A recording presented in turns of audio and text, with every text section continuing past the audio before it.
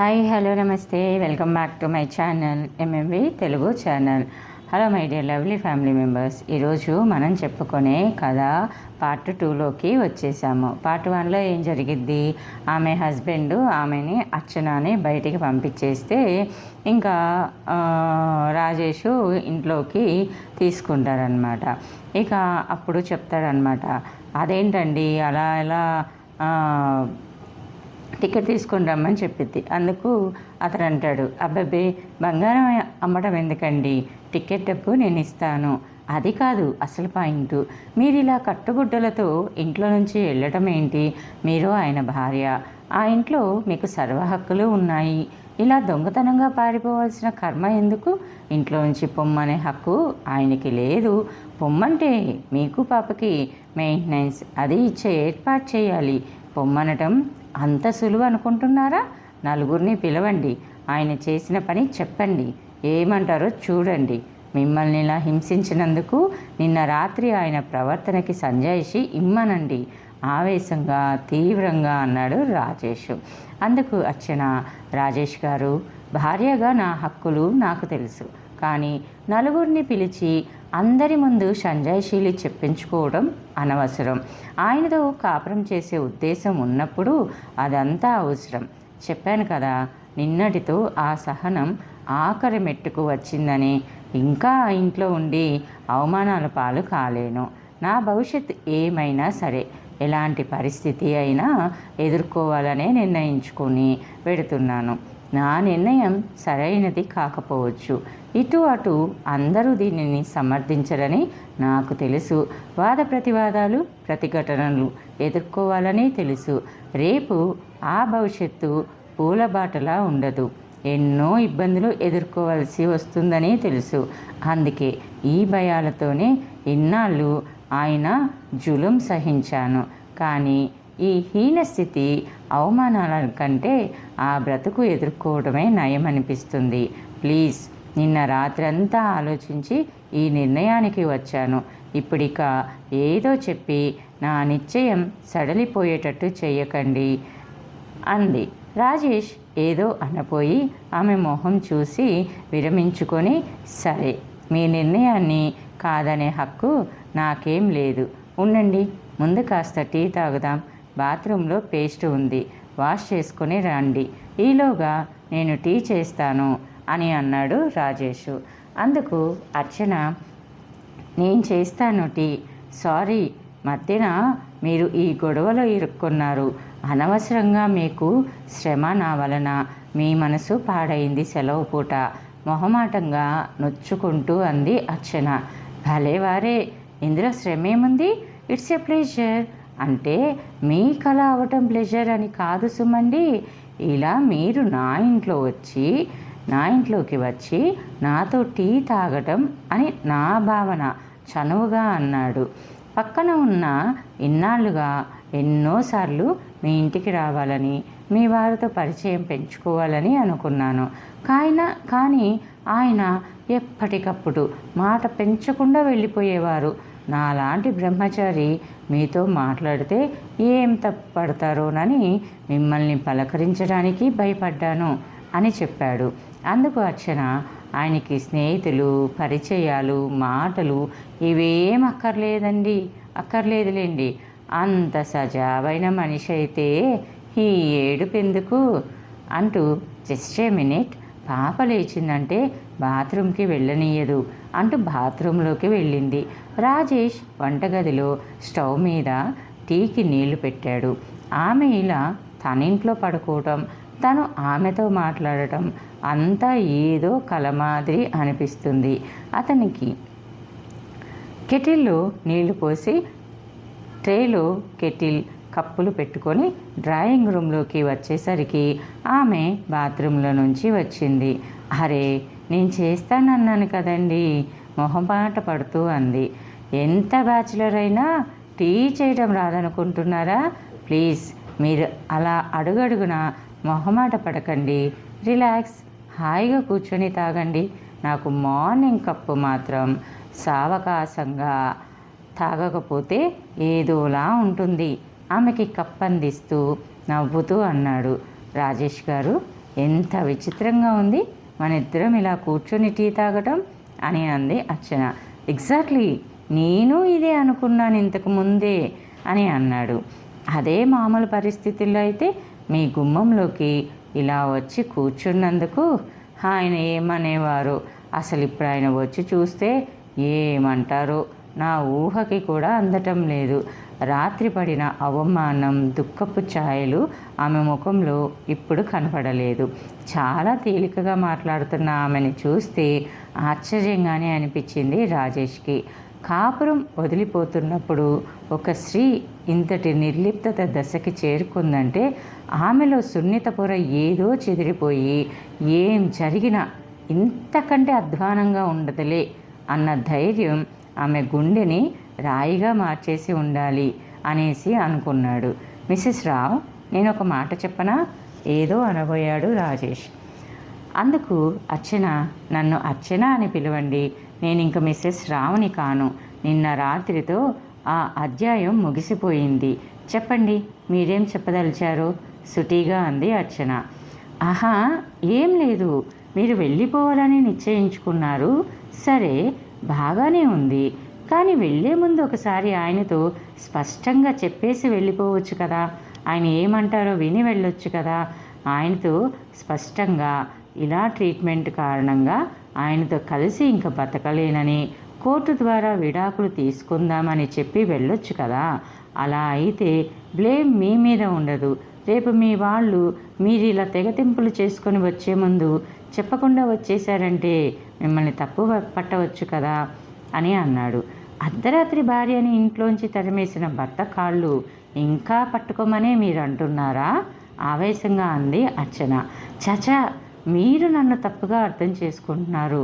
నా ఉద్దేశం, మీరిలా ఇక్కడ దొంగతనంగా వెళ్ళడం ఎందుకు? ధైర్యంగా ఆయనతో తెగేసి చెప్పి మీ బట్టలు అవి సర్దుకొని బయటికి వచ్చేయండి.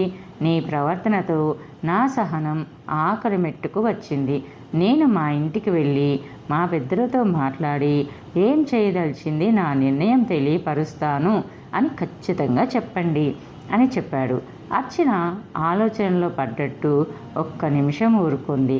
తర్వాత, నేను ఇంట్లో నుంచి వెళ్ళిపోతానంటే ఆయన ఒప్పుకోకపోతే, ఇలా మీ ఇంట్లో ఉన్నానని నన్ను కొట్టి తిట్టి ఇంట్లో నుంచి వెళ్ళకపోతే ఏం చేయను?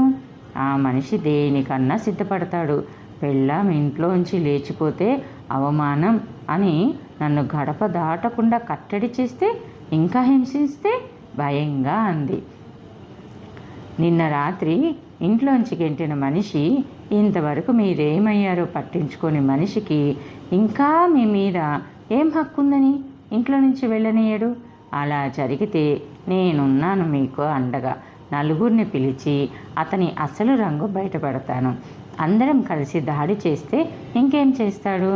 ఇంకా ఏదన్నా హింసకి దిగితే పోలీస్ కంప్లైంట్ ఇవ్వచ్చు మనం, ఆవేశంగా అన్నాడు రాజేష్. అసలు మీరు భయపడకుండా తెగించి ధైర్యంగా వెళ్ళి ఎదుర్కొనక్కర్లేదు. ఇంట్లోంచి వెళ్ళి మీ సామాన్ సర్దుకోండి. ముందు ఎక్కడికి, ఏమిటి అంటే తెగేసి ఇంట్లోంచి పెడుతున్నానని చెప్పండి. అడ్డుకుంటే నలుగురిని పిలిచి మీరు చేసిన పని చెప్తానని చెప్పండి. ఆయన మూర్ఖంగా చెయ్యి చేసుకుంటే బయటికి వచ్చి నన్ను పిలవండి, నేను నలుగురిని పిలుచుకొస్తాను, చూద్దాం అందరం కలిస్తే ఏం చేయగలడు? అర్చనకి ధైర్యం చెప్తూ అన్నాడు రాజేష్. అతని మాటలకి తల ఊపింది అర్చన.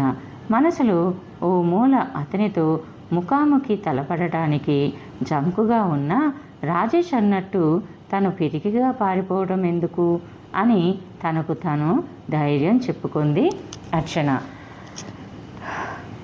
మళ్ళీ ఒక్క విషయం, ఒకవేళ నా మీద కోపంతో కసిగా పాపనివ్వనని బెదిరిస్తే, ఈ మగాళ్ళు భార్య లొంగి రాకపోతే పిల్లల్ని అడ్డుగా వాడుకుంటారు. పాపనివ్వనని అంటే ఎలా? పాపని వదిలి రాలేను కదా. ఆ ఆలోచనకే కలవరపడుతూ అంది. రాజేష్ ఒక్క క్షణం ఆలోచించాడు. అది నిజమే. భార్య తన మాట వినకుండా ఇంట్లోంచి పోతుందన్న కసితో పిల్లనివ్వకుండా బెదిరిస్తే ఆ పాయింట్ ఆలోచించాల్సిందే అని అనుకుంటూ, చూడండి, ముందరి కాళ్ళకి బంధంలా మీరే ముందు, నేను వెడుతున్నాను, మీ పిల్లని మీరే చూసుకోండి అంటూ వదలండి. ఆయన బెదిరిపోతారు.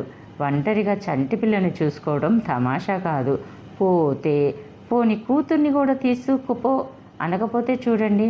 ఒకవేళ అనకపోతే చంటి పిల్లని తల్లి నుంచి తీసుకొని ఇవ్వడం లేదని మనం పోలీస్ కంప్లైంట్ ఇవ్వచ్చు. అంతదాకా రాదని నా నమ్మకం. మనం ముందే ఇక్కడ కూర్చొని అన్నీ ఊహించడం ఎందుకు? వెళ్ళండి అక్కడికి, ముందు ఏం జరిగేది చూద్దాం ఆమెకి ధైర్యం చెప్తూ ప్రోత్సహించాడు. రాజేష్ గారు, ఈరోజు మీరు లేకపోతే నేనేమయ్యోదాన్నో కదా. ఆ రాత్రి చలిలో చేతిలో దమ్మడి లేక ఎక్కడికి వెళ్ళాలో అర్థం కాక తలుచుకుంటే భయంగా ఉంది.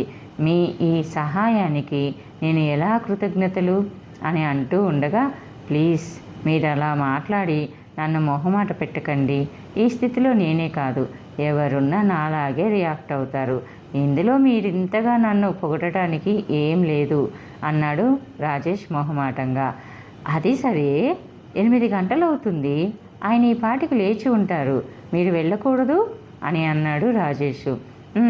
పాపని లేపి కాస్త మొహం కడిగి పాలు తాగించి పెడతాను. కొంచెం పాలు ఉన్నాయా బిడియంగా అడిగింది. అఫ్కోర్స్, ఫ్రిడ్జ్లో ఇంకో ప్యాకెట్ కూడా ఉంది. బ్రెడ్ బటరు ఉంది బ్రేక్ఫాస్ట్కి. లేదంటే దగ్గరలో సౌత్ ఇండియన్ హోటల్లా ఉంది, ఇడ్లీ తీసుకువస్తాను స్కూటర్ మీద వెళ్ళి. మీరు ముందు పాల సంగతి చూడండి. అన్నట్టు పాప పేరేమిటి అడగనే లేదు అని అన్నాడు రాజేష్. పూజ. ఏరి కోరి పెట్టాను. దాని వెనక ఎంత గొడవో నసుకుతూ అంది. భలే గమ్మత్తుగా ఉంది. అర్చన, పూజ ఇంత చక్కగా కలిసాయి మీ ఇద్దరి పేర్లు. పాపకి సంవత్సరం నిండిందా అని అడిగాడు. ఈ నెలాఖరికి 2 వెళ్ళి 3 వస్తుంది. పాపని లేపి ఎత్తుకు వచ్చి అంది అర్చన. పాప అంతా చాలా వరకు తల్లి పోలికే. తెల్లగా, బొద్దుగా, గుండ్రంగా ఉంది. ముద్దులూరుతున్న పాపని చూసి చేతులు చాచాడు రాజేష్. కొత్త అనేది లేకుండా వచ్చేసింది పూజ. అంకుల్. అమ్మ పూజ. ఏది అంకులను అంది అర్చన. పూజ సిగ్గుగా నవ్వి వచ్చిరాని ముద్దు మాటలతో అంకుల్ అంది. అప్పుడప్పుడే అన్ని మాటలు వస్తున్న పూజ ముద్దు మాటలకి పొంగిపోయి ముద్దు పెట్టుకున్నాడు రాజేష్. పూజ తల్లి వైపు చేతులు చాపింది. పాపని తీసుకొని అర్చన బాత్రూంలోకి వెళ్ళింది.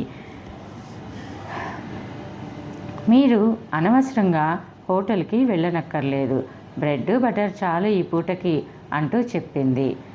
స్నానం చేస్తే మార్చుకోవడానికి బట్టలు లేవు, ఇంటికి వెళ్ళొచ్చాక చేస్తాను స్వగతంలా అంది అర్చన. టోస్ట్ చేస్తున్నాను, 2 స్లైజులు తిని వెళ్ళండి. ఆయనతో తలపడటానికి కాస్త బలం ఉండాలి మీకు చనువుగా నవ్వుతూ అన్నాడు. అర్చన కూడా నవ్వి అతను కాల్చిన స్లైస్లకి వెన్న రాసింది చాక్తో. ఏమిటో ఆ ఇల్లు అప్పుడే నాకు పరాదైపోయినట్టు, వెళ్ళాలంటే భయంగా ఉంది.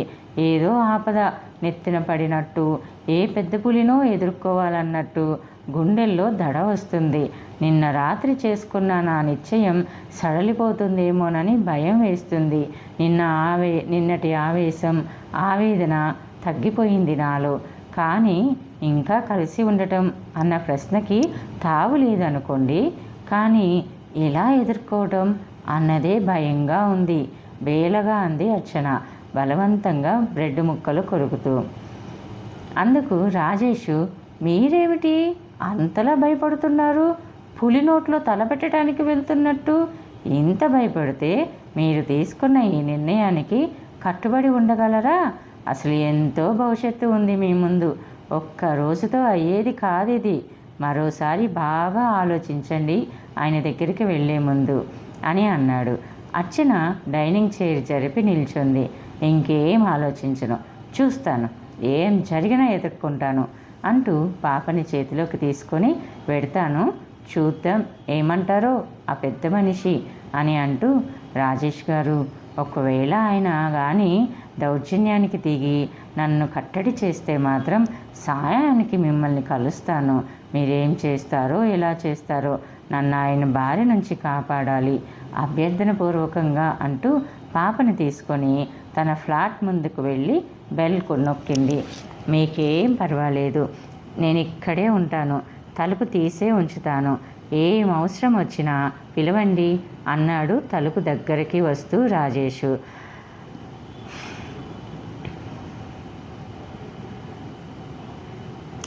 కాలింగ్ బెల్ నొక్కిన 2-3 నిమిషాలకి కానీ తలుపు తెరుచుకోలేదు.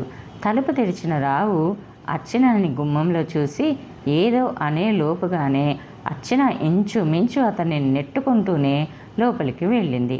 అప్పుడే నిద్ర లేచి వచ్చినట్టుంది అతని మొహం. అర్చన ఎక్కడి నుంచో బయటికి వెళ్ళి వచ్చి లోపలికి వెడుతున్నంత మామూలుగా రావు మళ్ళీ వెళ్ళి మంచం మీద పడుకొని ముసుగు పెట్టేశాడు. రాత్రి డ్రింక్ తీసుకున్న హ్యాంగ్ ఓవర్ అతనికి ఇంకా పూర్తిగా వీడలేదు. రాత్రి జరిగింది అతనికి మాత్రం గుర్తులేదు. అర్చన కూడా అతన్ని ఏమీ పలకరించకుండా మాట్లాడకుండా గాడ్రేజ్ మీద తన సూట్ కేసులు 2 తీసుకొని గాడ్రేజ్లోని అలమారలోని బట్టలు నగలు అన్ని సూట్ కేసులో సర్దుకోసాగింది. బీరువాలో ఇంటి ఖర్చులకు ఇచ్చిన దానిలో నెలాఖరు ఏమో 70 రూపాయలుంటే అది పర్సులో పెట్టుకుంది. తన టాయిలెట్ సామాను, పాప వస్తువులు, ఆట వస్తువులు అన్నీ సర్దింది ఓ బుట్టలో.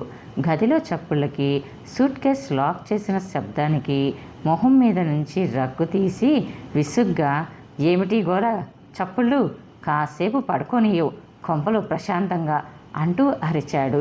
అరుస్తూ పూర్తిగా కళ్ళు విప్పి ప్యాక్ చేసిన సామాను చూస్తూ, ఏమిటిది, ఎక్కడికి ప్రయాణం అన్నాడు మత్తు పూర్తిగా వదులుచుకొని కటువుగా. అర్చన మౌనంగా తన పని పూర్తి చేసి, ఇదిగో మీ ఇంటి తాళాలు, నేను ఈ ఇంట్లో నుంచి పెడుతున్నాను, నా సామాను బట్టలు మాత్రం తీసుకెడుతున్నాను అని తాళాలు మంచం మీద పెట్టింది నిబ్బరంగా చూస్తూ. ఒక్క క్షణం ఆశ్చర్యంగా చూశాడు రావు. తర్వాత మొహం జేవురించింది. ఏమిటి నీ ఉద్దేశం తీక్షణంగా చూస్తూ అన్నాడు. నా ఉద్దేశం ఇంక మీతో కాపురం చేసే ఉద్దేశం లేదు. నా ఉద్దేశం అదే, ఇన్నాళ్ళుగా 3 ఏళ్ల నుంచి మీ జులం, మీ అధికారం అన్నీ సహించాను. నిన్నటితో నా ఆశ అడియాస అయింది. నా సహనం ఆఖరి మెట్టుకు వచ్చింది. మీ అనుమానాలు, అమానుషత్వం ఇంక భరించే శక్తి నాకు లేదు. అంచేత ఇంక మీతో కాపురం నా వల్ల కాదు. నేను ముందుగా మా ఇంటికి వెళ్తున్నాను. అక్కడ మా పెద్దలతో ఆలోచించి కోర్టులో ప్రొసీడ్ అవుతాను. స్థిరంగా ఒక్కొక్క మాట ఒత్తి పలుకుతూ అంది అర్చన. ఒక్క అరక్షణం రావు మొహం తెల్లబడింది. అంతలోని మొహం కోపంతో జీవరించింది. ఒక్క ఉదుటిన మంచం మీద నుంచి లేచి అర్చన జుత్తు పట్టుకున్నాడు. రాస్కెల్, నీకింత ధైర్యమా? నన్నే ఎదిరించి మాట్లాడతావా? ఇంట్లో నుంచి పోతావా? కాలు కదిపితే నరికేస్తాను, జాగ్రత్త. కోర్టుకెక్కుతావా? కోర్టు దాకా ఎందుకు? నీ అంత ఇప్పుడే తెలుస్తా. జుట్టు పట్టుకు గుంజి చెంప మీద చెల్లుమని కొట్టాడు. అందుకు అర్చన, ఆగండి, మళ్ళీ నా ఒంటి మీద చెయ్యి పడిందో నేనే మీ అంత తేలుస్తా, వదలండి ముందు నా జుట్టు అంటూ అర్చన ఆడపులిలా గర్జించి అతని చేతుల నుంచి జుట్టు లాక్కొని తిరస్కారంగా ఏహ్యంగా చూసి మళ్ళీ మీదకు రాబోతున్న రావుని ఒక్క తోపు తోసి వంటింట్లోకి పరుగున వెళ్ళి కూరలు కోసే కత్తి చేతిలోకి తీసుకొని ఒక్క అడుగు ముందుకు వేశారో నేనేం చేస్తానో నాకే తెలియదు, జాగ్రత్త. దెబ్బతిన్న శివంగిలా గర్జించింది. అర్చన అవతారం. చేతిలో కత్తి చూసి అప్రయత్నంగానే అడుగు వెనక్కి వేశాడు రావు. నిన్న రాత్రితోనే మీకు నాకు సంబంధం తెగిపోయింది. ఇప్పుడు ఇంకా నన్నేం చేసినా, నా మీద చెయ్యి చేసుకున్నా, ఏదన్నా కట్టడి చేసినా ఇప్పుడే వెంటనే వెళ్ళి పోలీస్ రిపోర్ట్ ఇస్తాను, తీక్షణంగా చూస్తూ అంది అర్చన. అర్చన మాటలు విన్నాక ఆమె ఏదో భయపెట్టడానికి అనడం లేదని, సీరియస్గానే అంటుందని అర్థమైంది రావుకి. మనసులో ఒక్క క్షణం బెదిరినా అర్చన ముందు తగ్గిపోవటానికి మగ అహం అడ్డు వచ్చింది. అస్సలే రాత్రి తాగుడుతో ఎర్రబడ్డ కళ్ళు మరింత ఎర్రబడి క్రూరంగా చూశాడు. పో, తక్షణం నా ఇంట్లో నుంచి పోయి రోడ్ల మీద అడుక్కు తిను, అప్పుడు కానీ నీకు బుద్ధి రాదు. అప్పటికి కానీ మొగుడిని ఎదిరించడం అంటే ఏమిటో తెలిసి రాదు. ఆవేశంతో మాటలు తడబడ్డాయి. "హ్మ్, నీలాంటి నీచుడితో కాపురం కన్నా రోడ్ల మీద అడుక్కు తినటం నయమేలే. నీలాంటి అదముడితో ఉండి నువ్వు పడేసే తిండి తినే కంటే 4 ఇళ్లలో పాచి పని చేసుకొని తినడం నయం" చీత్కారంగా చూస్తూ అంది అర్చన. అర్చన అన్నింటికి తెగించి నిర్ణయం చేసుకుందని, తన చెయ్యి దాటిపోయిందన్న విషయం రావుకి అర్థమైంది. ఆఖరి అస్త్రంలా వదిలాడు. "పో, నడు నా ఇంట్లో నుంచి. నా పిల్లని వదులు. నా పిల్లనిచ్చి నీ ఇష్టం వచ్చిన చోటికి పోయి అడుక్కు తిను" అంటూ కూర్చున్న పాపని విసురుగా లేపి లాగాడు. అస్సలే ఇద్దరి దెబ్బలాటికి బిక్క చచ్చిపోయి చూస్తున్న పాప ఏడుపు లంకించుకుంది. పాప ఏడుపు తండ్రి చేతుల్లోంచి గింజుకొని తన దగ్గరికి రావాలని ఏడుస్తున్న కూతుర్ని చూసి కూడా గుండె దుటవుపరుచుకుంది. రాజేష్ మాటలు గుర్తు చేసుకొని మనసు కలిచివేస్తున్నా పైకి నిబ్బరంగా నటించి నిర్లక్ష్యంగా పాప బట్టలు పక్కన పెట్టి, "అసలు నేనే అనాలనుకున్నాను, మీ పిల్లని మీరే ఉంచుకొని పోషించుకోండి అని. నాకేదో దారి దొరికే వరకు పాప నాకు బరువు, దాన్ని పోషించే స్తోమత నాకుండదు. ఎలాగా అని ఆలోచిస్తున్నాను. తప్పకుండా మీరే పెంచి పెద్ద చేయండి. తల్లిగా దాన్ని వదలటం నాకు బాధ అయినా కొన్నాళ్ళకి అలవాటైపోతుందిలేండి" అంటూ తన పెట్టెలు 2 గుమ్మం బయట పెట్టుకుంది. తన అస్త్రానికి బెదిరి లొంగి రాకపోగా నిర్లక్ష్యంగా పిల్లని తన మీద పడేసి వెళ్ళిపోతున్న అర్చనను చూసి బెదిరాడు రావు. చేతిలో నిలవకుండా గింజుకుంటూ ఏడుస్తున్న పిల్లని చూసి, "దీన్ని నేనెక్కడ పెంచను, ఎలా పెంచను? ఈ తద్దినం తన నెత్తిన ఎందుకు? పసిపిల్లని పెట్టుకొని తన ఆఫీస్ పని ఎలా చూసుకుంటాడు?" అరక్షణంలో అతని మనసులో 1,00,000 ఆలోచనలు భయపెట్టేశాయి. గుమ్మం దాటిన అర్చన వెంట గాబరాగా వెళ్ళి పిల్లని కింద కుదేశాడు. "తీసుకుపో, దీన్ని తీసుకుపో. నువ్వు కన్నా ఈ తద్దినం నాకెందుకు? ఇద్దరు కలిసి రోడ్ల మీద అడుక్కోండి. నాకే, నేను మగాణ్ణి. 4 రోజులు తిరగకుండా మళ్ళీ పెళ్లి చేసుకుంటాను. చూస్తుండు." బట్టలు సర్దిన సూట్ కేసు తీసుకొచ్చి వరండాలోకి గిరాటు పెట్టి ధబాలన తలుపు మోసుకున్నాడు రావు.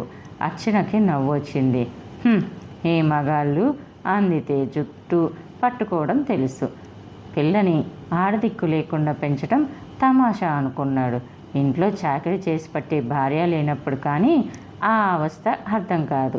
ఆ మనిషికి బుద్ధి వచ్చినా రాకపోయినా ఇంకా తనకి అనవసరం అనుకుంటూ అర్చన గుమ్మంలోంచి పెట్టెలు తీసుకొని రాజేష్ ఇంటి వైపు వెళ్ళిపోతుంటే, రాజేష్ చటుక్కున బయటికి వచ్చి సూట్ కేసులు 2 అందుకొని లోపల పెట్టాడు. అర్చన మిగిలిన సామాను లోపల పెట్టాక తలుపులు మూసింది. "అయినా ఏం గొడవ చేయలేదా? ఏమన్నారు?" ఆరాటంగా అడిగాడు. "ఏమంటారు? బెదిరించారు, భయపెట్టారు, అడుక్కు తింటామన్నారు. మొగుణ్ణి వదిలితే అడుక్కు తింటామన్నారు. నేను ధైర్యంగా ఎదుర్కొన్నాను. నా మీద చెయ్యి చేసుకుంటే పోలీస్ కంప్లైంట్ ఇస్తానన్నాను. మీదికి వచ్చి కుట్టగానే వంటింట్లో కత్తి తీసుకు అడుగు ముందుకు వేసి చూడమన్నాను. ఆయనకే అర్థమైంది నేను అన్నిటికీ తెగించానని. ఆఖరి అస్త్రంగా పాపని లాక్కున్నారు. మీరన్నట్లే చెప్పాను, పాపని ఉంచుకోమని. ఈ పీడ నాకెందుకు, తీసుకొని పో అని గెంటేశారు దాన్ని కూడా." చాలా తేలిగ్గా అన్నది అర్చన. ఆమె ఈ విషయం ఇంత తేలిగ్గా తీసుకోగలగటం అర్చనకే ఆశ్చర్యంగా అనిపించింది. రాత్రి వరకు ఎంత బేలగా, ఎంత భయంగా తల్లడిల్లిపోయింది. ఎన్ని కన్నీళ్లు కార్చింది. తన భవిష్యత్తు ఏమిటో అని ఎంత బెదిరింది. ఆ కన్నీళ్ళు ఇంకా ఇంకిపోయాయి. కన్నీరు ఆఖరన్నట్టు గుండెల్లో గుదిబండ లాంటి గుబులు మాయమైపోయింది. ఏం జరిగినా పర్వాలేదన్న ఈ నిబ్బరం, ఏం జరిగినా ఎదుర్కోగలనన్న ఈ ధైర్యం ఎలా వచ్చింది తనకి? పరిస్థితులే కల్పిస్తాయి కాబోలు. రాత్రి గనక రాజేష్ ఆశ్రయం ఇయ్యకపోతే తన స్థితి ఇప్పుడు ఎలా ఉండేదో. గుమ్మం ముందు కూలబడి ఏడుస్తుంటే తెల్లారి ఇరుగు పొరుగు చూచి జాలిపడి ఆయనని కేకలేసి పిలిచి బుద్ధి చెప్పి తిట్టి తనని ఇంట్లోకి పంపేవారేమో. ఆయన ఏం రాద్ధాంతం చేసేవారో. ఇంత తేలిగ్గా ఈ గొడవ ముగిసి ఇలా అన్నీ తెంచుకొని బయటపడగలనని ఎదురు చూడలేదు అని అనుకుంది. రాజేష్ కూడా అదే అన్నాడు. మీరింత తేలిగ్గా బయటపడతారనుకోలేదు. ఆయన ఏం సీన్ క్రియేట్ చేస్తారో, ఏం రాద్ధాంతం చేస్తారో నేను మీకు సహాయపడగలనో లేదో. నన్ను ఆయన నీవెవడివి, నోరు మూసుకొని అవతలకు వెళ్ళు అంటే ఏం జవాబు ఇవ్వాలో, ఎవరెవరిని పిలవాలో అన్నీ రిహార్సల్ వేసుకున్నాను. పోనీలేండి, తేలిగ్గా బయటపడ్డారు. అసహ్యంగా 4 పోగవకుండా వెళ్ళనిచ్చారు. అదే 10,000 అని అన్నాడు. అవును, నేను అనుకోలేదు ఆయన ఇంత తేలిగ్గా వదులుతారని. నేను తిరగబడగానే ఆయన పిరికివారైపోయారు. పిల్లినైనా గదిలో బంధించి హింసిస్తే తిరగబడుతుంది అన్నది ఆయన ఎదురు చూడలేదేమో. పోలీసులు కత్తి అనగానే బెదిరిపోయారు. రాత్రంతా ఎక్కడికి వెళ్ళావు, ఎక్కడున్నావు అనైనా అనలేదా అని అడిగాడు రాజేష్. నేనేదో కూరలకు వెళ్ళి వచ్చినంత మామూలుగా తలుపు తీసి వెళ్ళి పడుకున్నారు. ఇప్పుడైనా నేనేం చేస్తున్నానో, ఎక్కడికి వెడుతున్నానో కూడా చూడకుండా తలుపులు మూసుకున్నారు నిర్లిప్తతో అంది అర్చన. పోనీ అదే మంచిదేలేండి. మీరు ఇలా నా దగ్గరికి రావటం చూస్తే ఇంకేవేవో అంటే అసహ్యంగా నలుగురు వినేవారు. ఒక అధ్యాయం ముగిసింది. ఇప్పుడు ఇంకా ఇంటికి వెళ్ళి మా వాళ్ళని ఎలా ఎదుర్కోవాలో, ఎలా నమ్మించాలో, ఎలా కన్విన్స్ చేయాలో ఆలోచించాలి. రాజేష్ గారు, ఇంట్లోంచి రావటం అంటే వచ్చేసాను. ఇంకా జరగబోయేది తలుచుకుంటే భయంగా ఉంది. పాపని పెట్టుకొని ఒంటరిగా ఎలా? ముందంతా ఎంతో బతుకుంది. ఒంటరిగా ఈదగలనా అనే భయం వేస్తుంది ఆలోచిస్తుంటే. నిన్న రాత్రి అవమానంతో ఆవేశంతో తీసుకున్న నిర్ణయం సరైనదే అంటారా? బేలగా అంది. ఉదయం లేచినప్పటి నిబ్బరం ఆమెకి తగ్గిపోయింది. అందుకు రాజేషు, చూడండి అర్చన గారు, ఇప్పుడు ఇంకా జరిగిన దాని గురించి ఆలోచన పెట్టుకోకండి. మంచికో చెడుకో ఆ ఇంటి తలుపులు ఇంకా మీకోసం తెరవవు అనుకొని ముందు గురించి ఆలోచించండి. జరిగిందంతా మీ వాళ్ళతో చెప్పండి. మీ అత్తవారి వైపు వారితో కూడా మీ పెద్దల్ని తీసుకెళ్ళి చెప్పండి అంటూ సలహా ఇవ్వబోయాడు. పెద్దవాళ్ళంతా కలిసి ఆయనని తిట్టి నచ్చచెప్పి ఇంకా సరిగా ఉంటాడులే, ఈ మాత్రానికి కాపురం వదులుకుంటావా అని నన్ను కేకలు వేసి నచ్చచెప్పి మళ్ళీ పంపిస్తారేమో. ఇది వాళ్ళ పరువు ప్రతిష్టలకు సంబంధించిన విషయం. ఆడపిల్ల ఉండాల్సింది భర్త ఇంట్లోనే అని నమ్మే రకం మా వాళ్ళు. అంతా కలిసి నా మీద దండెత్తి మళ్ళీ ఇక్కడికి పంపించేస్తారేమో అని అంది. అర్చన గారు, ముందే చెప్పాను మీరు అనుకున్న మార్గం పూలబాటలా ఉండదని. చాలా రకాలుగా చాలామందిని మీరు ఎదుర్కోవాలన్నది మీకు తెలుసు. ఈ ప్రతిఘటనకి చాలా శక్తి, ధైర్యం ఉండాలి. అవి లేకనే చాలామంది ఆడవాళ్ళు భర్తల ఆగడాలు సహించి పడుంటున్నారు. మీకు ఆ శక్తి, ఆ ధైర్యం, నిబ్బరం ఉందనుకొని గడప దాటి బయటికి వచ్చారు. వచ్చాక ఇలా బెంబేలు పడిపోతే ఏం లాభం? ముందు ఇంటికి వెళ్ళి అంతా చెప్పండి మీ వాళ్ళకి. ఆ మనిషితో ఇంకా కలిసి బతకడం అసంభవం.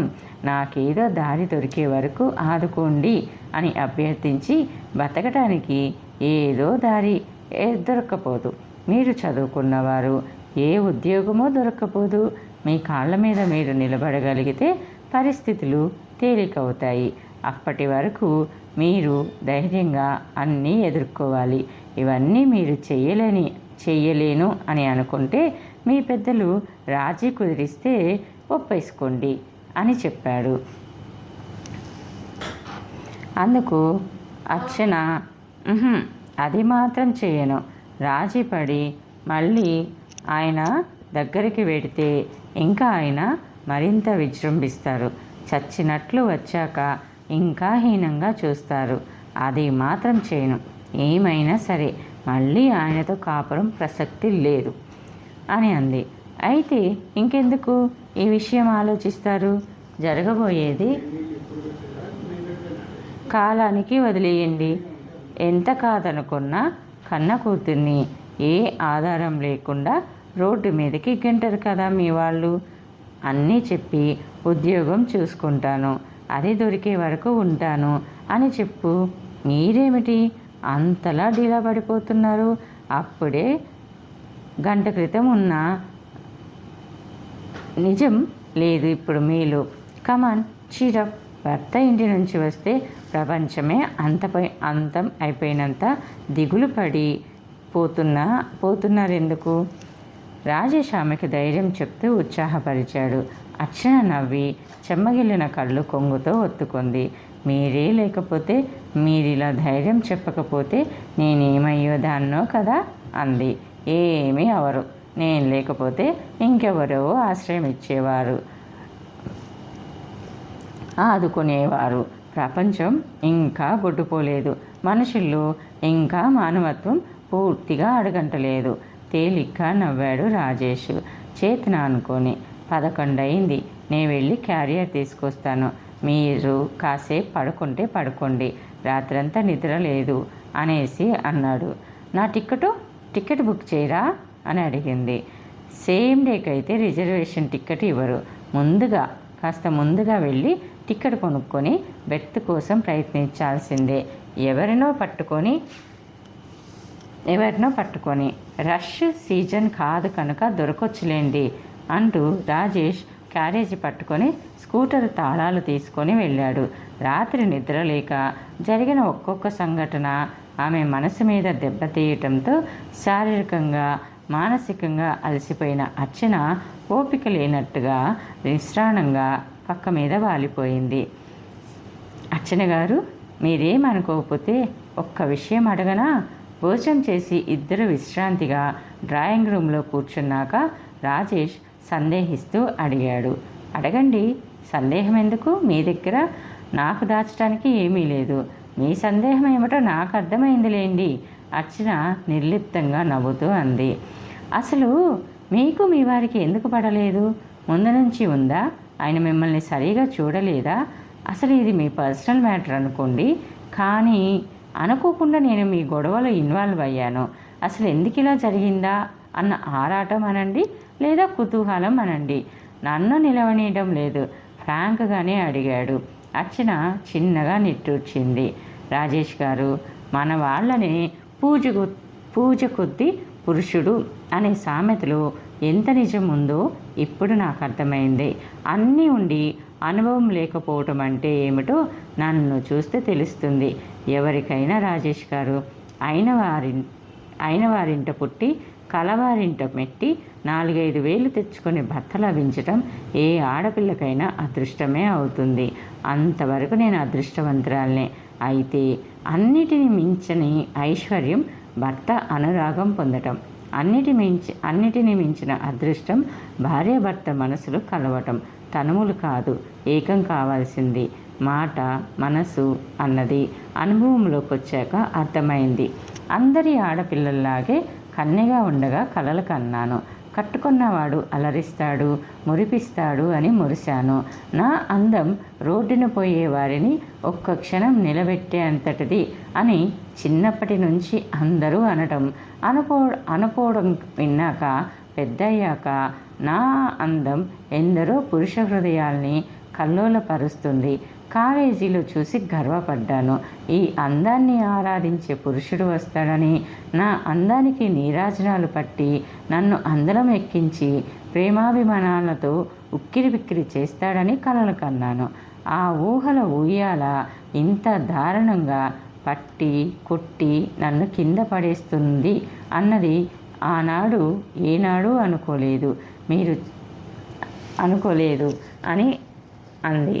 మీరు చాలా భావావేశంగా మాట్లాడుతున్నారు. ఎమోషన్కి తోడు మంచి ఎక్స్ప్రెషన్ కూడా ఉంది మీకు. రచయిత్రిగా రాణిస్తారు రాస్తే. ఆమె భావావేశం గుర్తించి ఆ ప్రవాహానికి అడ్డుకట్ట వేశాడు రాజేష్ చిలిపిగా నవ్వి. అర్చన కొద్దిగా సిగ్గుపడి, భావావేశమో ఏమావేశమో నాకు తెలియదు కానీ జీవితం నన్ను వంచింది రాజేష్ గారు. అన్నీ ఇచ్చినట్లే ఇచ్చి వడ్డించిన విస్తరణి నోటి ముందు నుంచి లాగేసింది.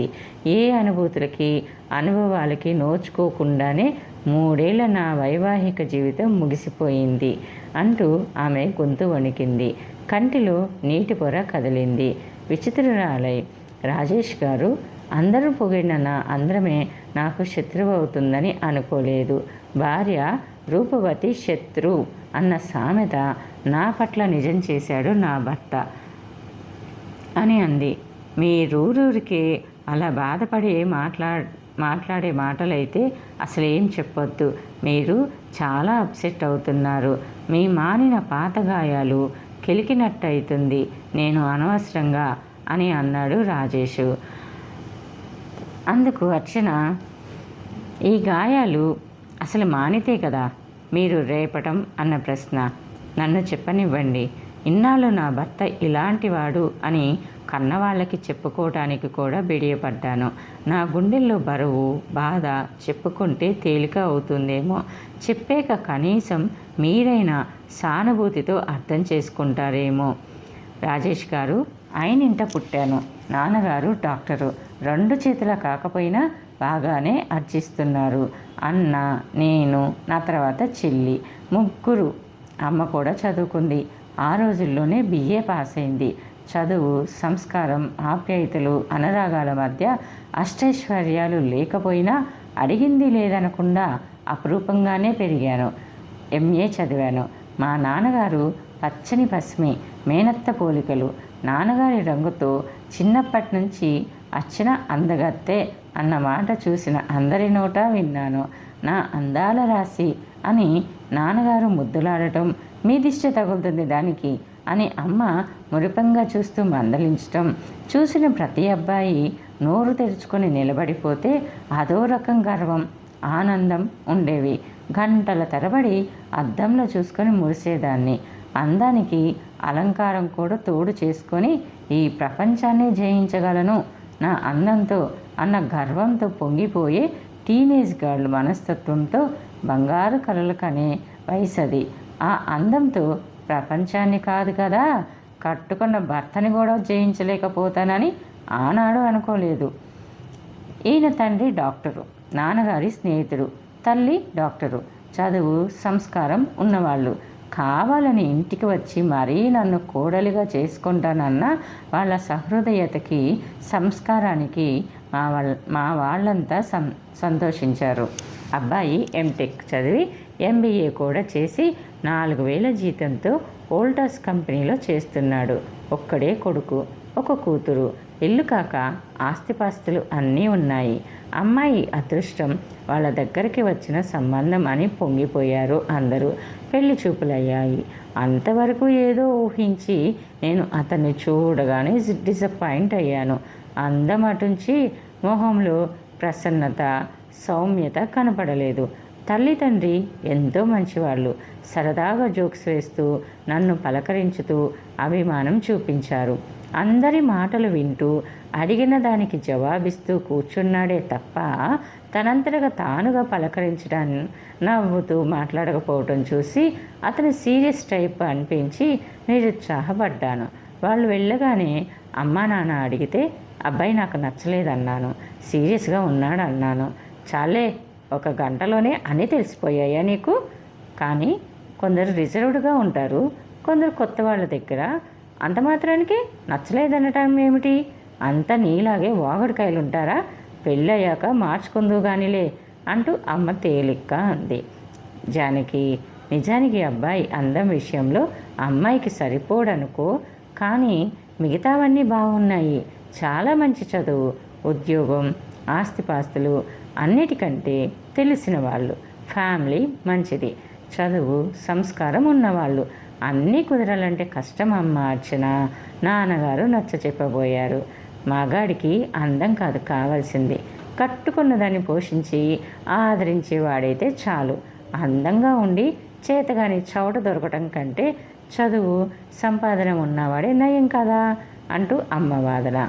ఆలోచించమ్మ అర్చన, బలవంతంగా నిన్నేం కట్టబట్టలేం, కానీ అన్నీ ఉన్నవాడు దొరకటం, అందులో అందం అన్న క్వాలిఫికేషన్ ఉన్నవాడు మనకి దొరకడం కష్టం అమ్మా. కావాలనుకున్నప్పుడల్లా మనకు కావలసినట్టు దొరకదు. తొందరేం లేదులే, ఆలోచించుకో అన్నారు నాన్న. దాని మొహం ఆలోచించేదేమిటండి? అంత మంచి వాళ్ళు, దమ్మిడి కట్నం అక్కర్లేదు, పిల్లే అక్షర లక్షలు అని మన గుమ్మం ముందుకు వచ్చిన వాళ్ళని వదులుకుంటే రేపు విచారించాలి అంటూ అర్చన అందం మనసుకు కానీ శరీరానికి కాదు. మంచి మనసుంటే ఆడది అదృష్టవంతురాలు అవుతుంది.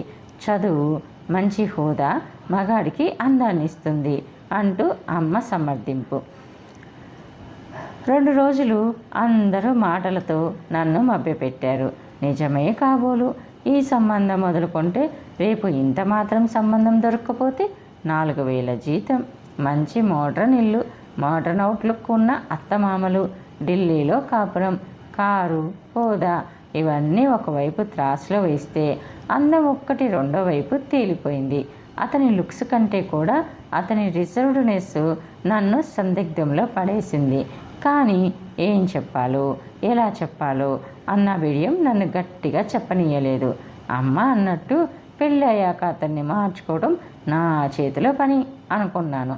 అందరి అభిప్రాయాలకి తల ఒగ్గి కానీ అతన్ని అంచనా వేయటంలో నేనెంత పొరపడ్డానో తెలిసేసరికి చేతులు కాలాయి అని చెప్పింది. ఆయన మీతో సరిగా లేరా? మొదట్లో కూడా సరిగా ఉండేవారు కాదా? ముందు నుంచి ఇంతేనా ఆయన? మధ్యలోనే ఆరాటంగా ప్రశ్నలు వేశాడు రాజేష్. ముందు నుంచినా? మొదటి రాత్రి నుంచే ఆయన సరిగా లేరు. Something is wrong with him అన్నది ముందు రాత్రే అర్థమైపోయింది నాకు. కొత్త భార్యతో మాట్లాడటానికి మాటలు కరువు అవుతాయా? సిగ్గు విడిచి చెప్తున్నాను రాజేష్ గారు. నేను పుస్తకాలలో చదివి సినిమాలలో చూసిన ఫస్ట్ నైట్స్ అంటే ఏదేదో ఊహించాను. అంటే డూయెట్లు పాడతామని, చట్టాపట్టాలు వేసుకొని చందమామని చూసి మురిసిపోతామని కాదు. కానీ నా భర్త నా అందానికి దాసుడయ్యి నన్ను తన ప్రేమానురాగాలతో ముంచెత్తుతాడని మాత్రం ఆశించాను. అది అత్యాశ ఏమో నాకు తెలియదు. ఎందుకంటే అతి మామూలు ఆడవాళ్ళని సైతం కొత్తలో భర్తలు పొగిడి ప్రశంసించి వశపరుచుకోవడానికి ప్రయత్నిస్తారని విన్నాను, చదివాను. అసలు అలాంటి ఆరాటమే నాకు ఆయనలో కనబడలేదు. ఆయన మొదటి రాత్రి మాట్లాడిన మాటలేమిటో తెలుసా? నువ్వు అందమైన దానివని నీకు చాలా గర్వం అనుకుంటాను. ఏం? ఆయన వక్రంగా నవ్వుతూ అడిగిన ప్రశ్నకి తెల్లపోయాను. పెళ్ళయి ఒక్కరోజు కూడా అవ్వలేదు. కొత్త పెళ్లి కూతుర్ని నా గర్వం సంగతి ఏం తెలిసిపోయిందో అని అనిపించి ఒళ్ళు మండింది. ఆయన మనసులో హేళన గమనించేసరికి మనసు చివుక్కుమంది. ఆ ప్రశ్న ఇంకొక రకంగా సామాన్యంగా సౌమ్యంగా నన్ను మరిపించే రీతిలో అడగొచ్చు కదా. కాస్త సరసం తెలిసిన మగాడైతే ఆయన అడిగిన తీరుకి నాకు తెలియకుండానే నా మనసు నొచ్చుకుంది కాబోలు. ఆయనకి తగినట్టే హేళనగా జవాబిచ్చింది నా నోరు. అందమున్న చోటే గర్వం వెన్నంటే ఉంటుంది, అందం లేని చోట గర్వానికి తావేది అన్నాను నేను నవ్వి. ఆ మాటలో నాకు అందం ఉందని ఆయనకి లేదని నేను అన్నానని అర్థం తట్టింది కాబోలు. ఆయన మొహం మాడిపోయింది. మరి నాకంటే అందమైన వాడిని చేసుకోకుండా నన్నెందుకు చేసుకున్నావు? అంత అందం ఉన్నదానివి. నా ఉద్యోగం చూసి డబ్బు చూసి చేసుకున్నావా? హేళన కటువు ఆ మాటల్లో. ఏమిటిది? మొదటి రాత్రి ఆయన ధోరణి ఏమిటి అనిపించింది నాకు. నేను మీ లోపం చూసి చేసుకున్నాను. నాలో మీరేం చూసి చేసుకున్నారో ఇప్పుడు పోస్ట్ మార్టం అవసరం అంటారా? ఎందుకు చేసుకున్నాం ఇప్పుడు. ఇంకా ప్రశ్నలు అనవసరం నేను కటువుగానే అన్నా. దాంతో ఆయన మొహం గంటు పెట్టుకున్నారు. ఇంతకంటే మీకు నాతో మాట్లాడేసిందేం లేదంటే గుడ్ నైట్, పడుకుందాం అన్నాను నిబ్బరంగా చూస్తూ. దాంతో ఆయన మొహం మరింత మార్చుకున్నారు. కానీ అంతలోనే తేరుకొని అదోలా నవ్వుతూ, పర్వాలేదు గడుసుదానివే, ఏమిటో అనుకున్నాను, దంబనుకున్నాను అంటూ దగ్గరికి జరిగి భుజం మీద చెయ్యి వేశారు. ఈ మాటలకి ముందు ఆయన పని చేస్తుంటే గదిలోకి రాగానే ప్రేమగా చెయ్యి వేసి ఉంటే పులకరించేదాన్నేమో. ఈ మాటలంటూ ఆయన మొహంలో కనపడిన హేళన, వ్యంగ్యం, వెటకారం, అదో రకం క్రికెట్ నవ్వు చూశాక ఆ స్పర్శ నాకు ఏ అనుభూతిని ఇవ్వకపోగా ఏదో వెగటనిపించింది. ఆయన మొహం దగ్గరగా చూస్తుంటే ఆ కళ్ళు, అతని కళ్ళలో తీక్ష్ణత, గద్ద కళ్ళని గుర్తు తెచ్చింది. దూరం నుంచి చూసినప్పుడు కనపడని ఆ లావు పెదాలు మరింత లావుగా నల్లగా కనిపించాయి. ఆ నవ్వులో కుటిలత్వం కనిపించి ముడుచుకుపోయాను. ఆ స్పర్శకి ఆయన దగ్గరికి లాక్కుంటుంటే ఏదో ఉక్కిరి బిక్కిరైపోయాను. నిన్ను చూస్తుంటే ఇలా నలిపేయాలనుంది అంటూ మొరటుగా నిజంగా సుకుమారమైన పువ్వుని చేతుల్లో నిర్దాక్షిణ్యంగా నలిపినట్టే నలపసాగారు. అది ఆయనకు తెలిసిన శృంగారం. నేను ఊహించినది కోరినది వేరు. ఇంత సుకుమారంగా ముట్టుకుంటే నలిగిపోతావేమో నన్నట్టు నిన్ను ఎలా అర్చనా, ఇలా దూరం నుంచి నీ అందం చూస్తూ ఎలా ఊరుకోకుండా అలా అని నిన్ను నలిపి, అబ్బా నే సహించలేను, నీ ఈ అందం, నీ సౌకుమార్య నా సొంతం అంటే నాకింకా నమ్మకం కలగటం లేదు అర్చన అంటూ నా వడిలో పడుకొని కళ్ళల్లోకి చూస్తూ ఆ ప్రేమకి అనురాగానికి కరిగిపోయి నేనే అతని కౌగిలిలో కరిగిపోవాలనుకున్నాను. నా అందాన్ని ఆరాధించే మగాడికి సర్వం అర్పించుకొని బానిసయ్యేదాన్ని. ఇప్పుడు ఆయన చేతిలో ఊపిరందక గింజుకుంటూ ఆ కౌగిలి నుంచి ఎలా తప్పించుకోవాలో, ఏ వంకతో కట్టుకున్న భర్తని వదలాలో అర్థం కాని దుస్థితిలో పడ్డాను ఆ రాత్రి. ఒక్క మాట, ఒక్క చూపుతో మనిషిని వశపరుచుకొని కట్టిపడేసుకోవచ్చని కొందరు మూర్ఖులకి తెలియదు. ఆ మూర్ఖులలో నా మొగుడు ఒకడు అని అంది. తర్వాత ఏం జరిగింది అనేది నెక్స్ట్ ఎపిసోడ్లో చెప్పుకుందాం. Thanks for the watching.